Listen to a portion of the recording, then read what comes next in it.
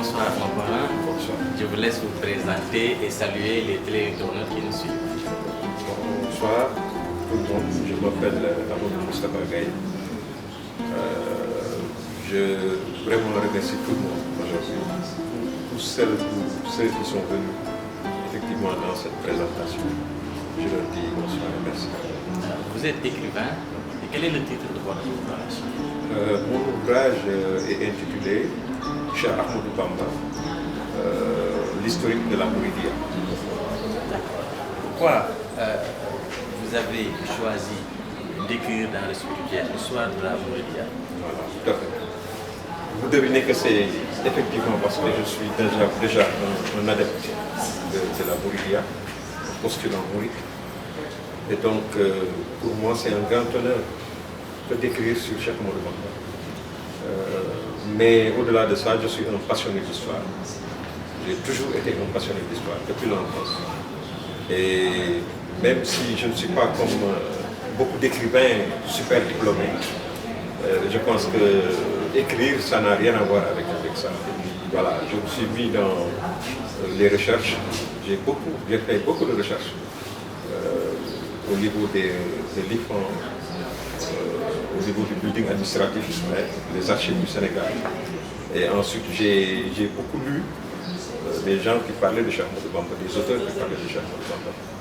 Et donc, personnellement aussi, je me suis rendu à presque tous les lieux historiques du mouridisme au Sénégal et en Mauritanie, personnellement. Voilà. Donc j'ai fouillé, j'ai fait des recherches. Et puis pour répondre à certaines questions que je me suis toujours posées et qui avaient besoin de réponses, véritablement, je me suis décidé à écrire. Et puis, quelque part aussi, aider les mourides qui vont à Touba, les aider à découvrir les sites bénis du mouridisme, quelque part leur servir de guide par rapport aux lieux saints qui se trouvent à Touba et aux environs de Touba, et que tout mouride devrait au moins une fois dans sa vie visiter. Que pouvez-vous nous dire sur cet ouvrage? En fait, c'est un ouvrage personnellement que je trouve scientifique, parce qu'au-delà de notre appartenance à la secte mouride, il faut dire que c'est des vérités historiques qui sont condensées là. Par exemple, beaucoup de gens ont écrit sur Cheikh Ahmadou Bamba, certainement. Mais ce que j'ai remarqué, c'est qu'à chaque fois que quelqu'un écrit sur Cheikh Ahmadou Bamba, il y a quelque chose de nouveau à découvrir dans ses écrits. Et je pense que j'ai apporté quand même quelques éléments que personne d'autre n'avait encore jusqu'à présent apporté. Par exemple, je donne l'exemple j'ai à peu près imaginé, c'est dans le texte, les termes d'échange qu'il y a eu entre le gouverneur général Mouté lorsqu'il interrogeait Cheikh Ahmadou Bamba et sur quelle base il l'a interrogé. Personne n'a jamais dit exactement la teneur des propos qui ont été échangés entre ces deux hommes. Et moi, j'ai essayé à peu près de voir le document, comment le document a été libellé. Et certainement, avec des recherches, les gens se rendront compte qu'effectivement, c'est pas loin de ce que j'ai décrit à travers le livre. Que conseillez-vous aux jeunes adeptes des tariqa? Voilà. C'est de se placer au-dessus des contingences partisanes. Quoi. Je pense qu'on peut raconter l'histoire de son chef sans exagérer, sans y mettre des choses qui sont invraisemblables.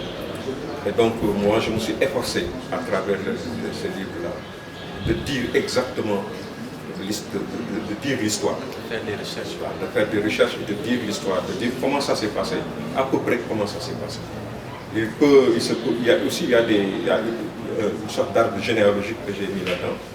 Et cet arbre généalogique, c'est aussi une innovation aussi, qui montre la parenté entre Cheikh Ahmadou Bamba et Seydi El Hadji Malick Sy radiallahu ta'ala.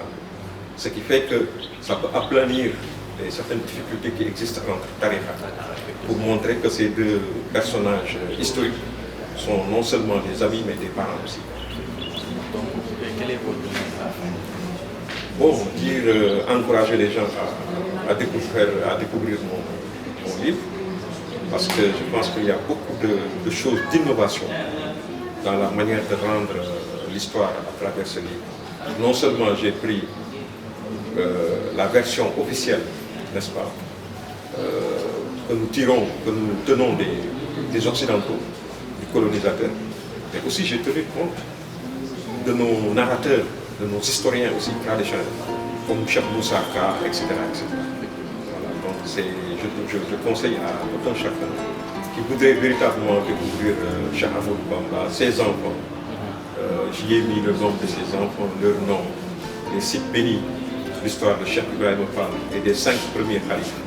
Tout y est.